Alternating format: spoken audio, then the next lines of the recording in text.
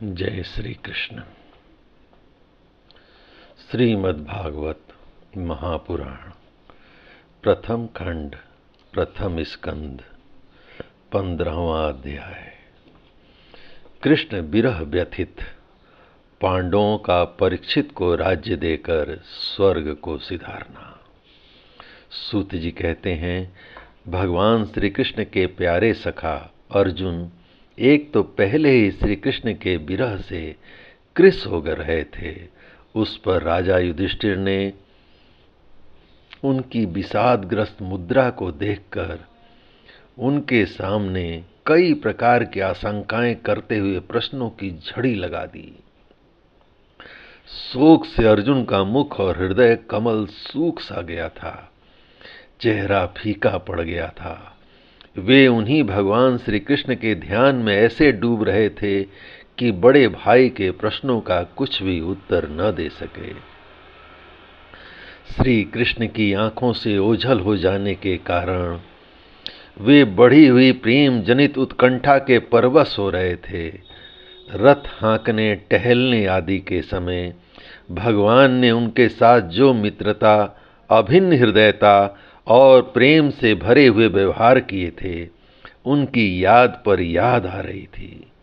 बड़े कष्ट से उन्होंने अपने शोक का बेग रोका, हाथों से नेत्रों के आंसू पोंछे और फिर रूधे हुए गले से अपने बड़े भाई महाराज युधिष्ठिर से कहा, महाराज, मेरे ममेरे भाई अथवा अत्यंत घनिष्ठ मित्र का रूप धारण कर श्री कृष्ण ने मुझे ठग लिया है।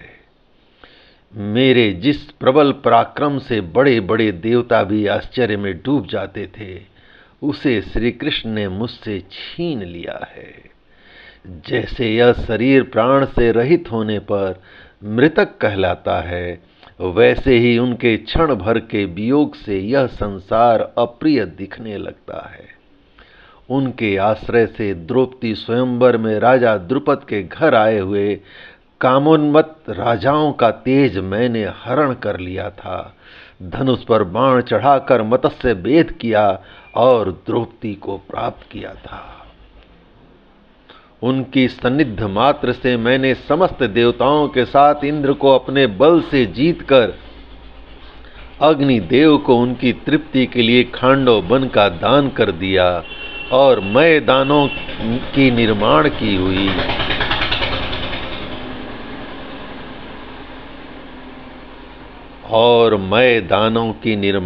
हुई अलौकिक कला कौशल से युक्त मायामयी सभा प्राप्त की और आपके यज्ञ में सब ओर से आकर राजाओं ने अनेक प्रकार की भेंटें समर्पित की। 10,000 हाथियों की शक्ति और बल से संपन्न आपके इन छोटे भाई भीमसेन ने उन्हीं की शक्ति से राजाओं के सिर पर पैर रखने वाले अभिमानी जरासंध का वध किया था। तदंतर उन्हीं भगवान ने उन बहुत से राजाओं को मुक्त किया जिनको जरासंध ने महाभैरव यज्ञ में बलि चढ़ाने के लिए बंदी बना लिया था। उन सब राजाओं ने आपके यज्ञ में अनेकों प्रकार के उपहार दिए थे। महारानी द्रौपदी राजसूय यज्ञ के महान अभिषेक से पवित्र हुए अपने उन सुंदर केशों को जिन्हें दुष्टों ने भरी सभा में छूने का साहस किया था, बिखेर कर तथा आंखों में आंसू भरकर जब श्री कृष्ण के चरणों में गिर पड़ी, तब उन्होंने उसके सामने उसके उस घोर अपमान का बदला लेने की प्रतिज्ञा करके उन धूर्तों की स्त्रियों की ऐसी दशा कर दी कि वे विधवा हो गईं और उन्हें अपने केस अपने हाथों खोल देने पड़े। वनवास के समय हमारे बैरी दुर्योधन के षड्यंत्र से 10,000 शिष्यों को साथ बिठाकर भोजन करने वाले महर्षि दुर्वासा ने हमें दुस्तर संकट में डाल दिया था। उस समय उन्होंने द्रौपदी के पात्र में बची हुई शाक की एक पत्ती का ही भोग लगाकर हमारी रक्षा की। उनके ऐसा करते ही नदी में स्नान करती हुई मुनि मंडली को ऐसा प्रतीत हुआ मानो उनकी तो बात ही क्या, सारी त्रिलोकी तृप्त हो गई है। उनके प्रताप से मैंने युद्ध में पार्वती सहित भगवान शंकर को आश्चर्य में डाल दिया तथा उन्होंने मुझको अपना पाशुपत नामक अस्त्र दिया। साथ ही दूसरे लोकपालों ने भी प्रसन्न होकर अपने अपने अस्त्र मुझे दिए, और तो क्या, उनकी कृपा से मैं इस शरीर से स्वर्ग में गया और देवराज इंद्र की सभा में उनके बराबर आधे आसन पर बैठने का सम्मान मैंने प्राप्त किया। उनके आग्रह से जब मैं स्वर्ग में ही कुछ दिनों तक रह गया, तब इंद्र के साथ समस्त देवताओं ने मेरी इन्हीं गांडीव धारण करने वाली भुजाओं का निवात कवच आदि दैत्यों को मारने के लिए आश्रय लिया। महाराज, यह सब जिनकी महती कृपा का फल था, उन्हीं पुरुषोत्तम भगवान श्री कृष्ण ने मुझे आज ठग लिया। महाराज, कौरवों की सेना भीष्म, द्रोण आदि अजेय महामत्स्यों से पूर्ण अपार समुद्र के समान दुस्तर थी, परंतु उनका आश्रय ग्रहण करके अकेले ही रथ पर सवार हो मैं उसे पार कर गया। उन्हीं की सहायता से आपको याद होगा, मैंने शत्रुओं से राजा विराट का सारा गोधन तो वापस ले ही लिया, साथ ही उनके सिरों पर चमकते हुए मणिमय मुकुट तथा अंगों के अलंकार तक छीन लिए थे। कौरवों की सेना भीष्म, कर्ण, द्रोण, शल्य तथा अन्य बड़े बड़े राजाओं और क्षत्रिय वीरों के रथों से शोभायमान थी। उसके सामने मेरे आगे आगे चलकर वे अपनी दृष्टि से ही उन महारथी युद्धपतियों की आयु, मन, उत्साह और बल को छीन लिया करते थे। द्रोणाचार्य, भीष्म, कर्ण, भूरिश्रवा, सुशर्मा, शल्य, जयद्रथ और बाहिक आदि वीरों ने मुझ पर अपने कभी न चुकने वाले अस्त्र चलाए थे, परंतु जैसे हिरण्यकश्यपु आदि दैत्यों के अस्त्र शस्त्र भगवत भक्त प्रहलाद का स्पर्श नहीं करते थे, वैसे ही उनके शस्त्र अस्त्र मुझे छू तक नहीं सके। यह श्री कृष्ण के भुज दंडों की छत्र छाया में रहने का ही प्रभाव था। श्रेष्ठ पुरुष संसार से मुक्त होने के लिए जिनके चरण कमलों का सेवन करते हैं, अपने आपात तक को दे डालने वाले उन भगवान को मुझ दुर्बुद्धि ने सारथी तक बना डाला। जिस समय मेरे घोड़े थक गए थे और मैं रथ से उतरकर पृथ्वी पर खड़ा था, उस समय बड़े बड़े महारथी शत्रु भी मुझ पर प्रहार न कर सके, क्योंकि श्री कृष्ण के प्रभाव से उनकी बुद्धि मारी गई थी। महाराज, माधव के उन्मुक्त और मधुर मुस्कान से युक्त विनोद भरे एवं हृदय स्पर्शी वचन और उनका मुझे पार्थ, अर्जुन, सखा, कुरुनंदन आदि कहकर पुकारना मुझे याद आने पर मेरे हृदय में उथल पुथल मचा देता है। सोने, बैठने, टहलने और अपने संबंध में बड़ी बड़ी बातें करने तथा भोजन आदि करने में हम प्रायः एक साथ रहा करते थे। किसी न किसी दिन मैं व्यंग से उन्हें कह बैठता, मित्र तुम तो बड़े सत्यवादी हो। उस समय भी वे महापुरुष अपने महानुभावता के कारण जैसे मित्र अपनी मित्र का और पिता अपने पुत्र का अपराध सह लेता है, उसी प्रकार मुझ दुर्बुद्धि के अपराध को सह लिया करते थे। महाराज, जो मेरे सखा प्रिय मित्र नहीं मेरे हृदय ही थे, उन्हें पुरुषोत्तम भगवान से मैं रहित हो गया हूँ। महाराज, जो मेरे सखा प्रिय मित्र अरे नहीं मेरे हृदय ही थे, उन्हीं पुरुषोत्तम भगवान से मैं रहित हो गया हूँ। जय श्री कृष्ण। भगवान की पत्नियों को द्वारका से अपने साथ ला रहा था, परंतु मार्ग में दुष्ट गोपों ने मुझे एक अबला की भांति हरा दिया और मैं उनकी रक्षा नहीं कर सका। वही मेरा गांडीव धनुष है, वे ही बाण है, वही रथ है, वही घोड़े हैं और वही रथी मैं अर्जुन हूँ, जिसके सामने बड़े बड़े राजा लोग सिर झुकाया करते थे। श्री कृष्ण के बिना ये सब एक ही क्षण में नहीं के समान सार शून्य हो गए। ठीक उसी तरह जैसे भस्म में डाली हुई आहुति, कपट भरी सेवा और ऊसर में बोया हुआ बीज व्यर्थ हो जाता है। राजन, आपने द्वारकावासी अपने जिन सुहृद संबंधियों की बात पूछी है, वे ब्राह्मणों के साप बस मोहग्रस्त हो गए और बारुणी मदिरा के पान से मदोन्मत्त होकर अपरिचितों की भांति आपस में ही एक दूसरे से भिड़ गए और घूंसों से मार पीट करके सब के सब नष्ट हो गए।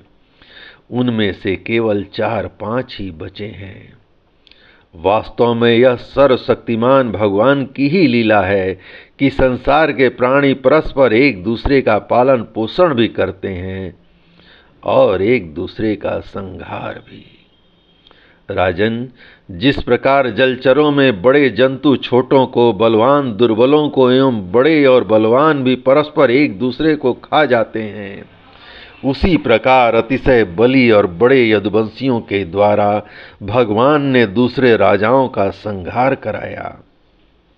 तत्पश्चात यदुवंशियों के द्वारा ही एक दूसरे से दूसरे यदुवंशी का नाश करा के पूर्ण रूप से पृथ्वी का भार उतार दिया। भगवान श्री कृष्ण ने मुझे जो शिक्षाएं दी थीं, वे देश काल और प्रयोजन के अनुरूप तथा हृदय के ताप को शांत करने वाली थीं। स्मरण आते ही वे हमारे चित्त का हरण कर लेती हैं। सूत जी कहते हैं, इस प्रकार प्रगाढ़ प्रेम से भगवान श्री कृष्ण के चरण कमलों का चिंतन करते अर्जुन की चित्तवृत्ति अत्यंत निर्मल और प्रशांत हो गई। उनकी प्रेममयी भक्ति भगवान श्री कृष्ण के चरण कमलों के अहर निश्चिंतन से अत्यंत बढ़ गई। भक्ति के वेग ने उनके हृदय को मथ कर उनमें से सारे विकारों को बाहर निकाल दिया। उन्हें युद्ध के प्रारंभ में भगवान के द्वारा उपदेश किया हुआ गीता ज्ञान पुनः स्मरण हो आया, जिसकी काल के व्यवधान और कर्मों के विस्तार के कारण प्रमाद बस कुछ दिनों के लिए विस्मृति हो गई थी। ब्रह्म ज्ञान की प्राप्ति से माया का आवरण भंग होकर गुणातीत अवस्था प्राप्त हो गई। द्वैत का संशय निवृत्त हो गया, सूक्ष्म शरीर भंग हुआ। वे शोक एवं जन्म मृत्यु के चक्र से सर्वथा मुक्त हो गए। भगवान के स्वधाम गमन और यदुवंश के संहार का वृतांत सुनकर निश्चल मति युधिष्ठिर ने स्वर्ग आरोहण का निश्चय किया। कुंती ने भी अर्जुन के मुख से यदुवंशियों के नाश और भगवान के स्वधाम गमन की बात सुनकर अनन्य भक्ति से अपने हृदय को भगवान श्री कृष्ण में लगा दिया और सदा के लिए इस जन्म मृत्यु रूप संसार से अपना मुंह मोड़ लिया। भगवान श्री कृष्ण ने लोक दृष्टि में जिस यादव शरीर से पृथ्वी का भार उतारा था, उसका वैसे ही परित्याग कर दिया जैसे कोई कांटे से कांटा निकालकर फिर दोनों को फेंक देता है। भगवान की दृष्टि में दोनों ही समान थे। जैसे वे नट के समान मत्स्यादि रूप धारण करते हैं और फिर उनका त्याग कर देते हैं, वैसे ही उन्होंने जिस यादव शरीर से पृथ्वी का भार दूर किया था, उसे त्याग भी दिया। जिनकी मधुर लीलाएं श्रवण करने योग्य हैं, उन भगवान श्री कृष्ण ने जब अपने मनुष्य के शरीर से इस पृथ्वी का परित्याग कर दिया, उसी दिन विचारहीन लोगों को अधर्म में फंसाने वाला कलयुग आ गया।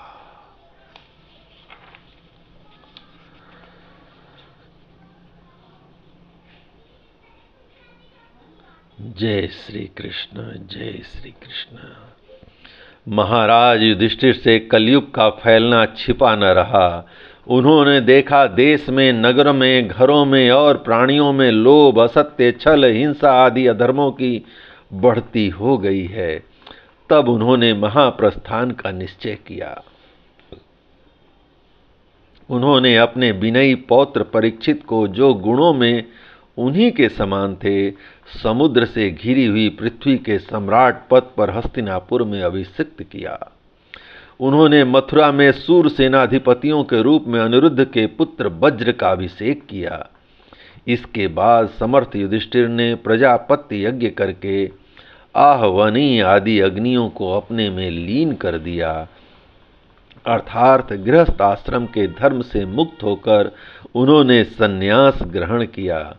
युधिष्ठिर ने अपने सब वस्त्र आभूषण आदि वहीं छोड़ दिए एवं ममता और अहंकार से रहित होकर समस्त बंधन काट डाले।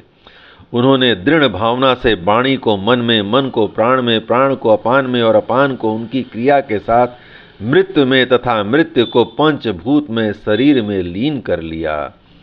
इस प्रकार शरीर को मृत्यु रूप अनुभव करके उन्होंने उसे त्रिगुण में मिला दिया। त्रिगुण को मूल प्रकृति में और सर्व कारण रूप प्रकृति को आत्मा में और आत्मा को अविनाशी ब्रह्म में विलीन कर दिया। उन्हें यह अनुभव होने लगा कि यह संपूर्ण दृश्य प्रपंच ब्रह्म स्वरूप है। इसके पश्चात उन्होंने शरीर पर चीर वस्त्र धारण कर लिया, अन्न जल का त्याग कर दिया, मौन ले लिया और केश खोल कर बिखेर लिए। वे अपने रूप को ऐसा दिखाने लगे जैसे कोई जड़ उन्मत्त या पिशाच हो। फिर वे बिना किसी की बाट देखे तथा बहेरे की तरह बिना किसी की बात सुने घर से निकल पड़े। हृदय में उस पर ब्रह्म का ध्यान करते हुए जिसको प्राप्त करके फिर लौटना नहीं होता, उन्होंने उत्तर दिशा की यात्रा की, जिस ओर पहले बड़े बड़े महात्मा जन जा चुके हैं। भीमसेन, अर्जुन आदि युधिष्ठिर के छोटे भाइयों ने भी देखा कि अब पृथ्वी में सभी लोगों को अधर्म के सहायक कलयुग ने प्रभावित कर डाला है। इसलिए वे भी श्री कृष्ण चरणों की प्राप्ति का दृढ़ निश्चय करके अपने बड़े भाई के पीछे पीछे चल पड़े। उन्होंने जीवन के सभी लाभ भली भांति प्राप्त कर लिए थे, इसलिए यह निश्चय करके कि भगवान श्री कृष्ण के चरण कमल ही हमारे परम पुरुषार्थ हैं, उन्होंने उन्हें हृदय में धारण किया। पांडवों के हृदय में भगवान श्री कृष्ण के चरण कमलों के ध्यान से भक्ति भाव उमड़ आया। उनकी बुद्धि सर्वथा शुद्ध होकर भगवान श्री कृष्ण के उस सर्वोत्कृष्ट स्वरूप में अनन्य भाव से स्थिर हो गई, जिसमें निष्पाप पुरुष ही स्थिर हो पाते हैं। फलतः उन्होंने अपने विशुद्ध अंतःकरण से स्वयं ही वह गति प्राप्त की जो विषयासक्त दुष्ट मनुष्यों को कभी प्राप्त नहीं हो सकती।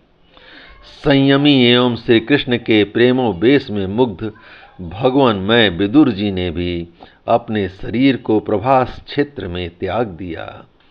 उस समय उन्हें लेने के लिए आए हुए पितरों के साथ वे अपने लोक को चले गए। द्रौपदी ने देखा कि अब पांडव लोग निरपेक्ष हो गए हैं, तब वे अनन्य प्रेम से भगवान श्री कृष्ण का चिंतन करके उन्हें प्राप्त हो गईं। भगवान के प्यारे भक्त पांडवों के महाप्रयाण की इस परम पवित्र और मंगलमयी कथा को जो पुरुष श्रद्धा से सुनता है, वह निश्चय ही भगवान की भक्ति और मोक्ष प्राप्त करता है। जय श्री कृष्ण।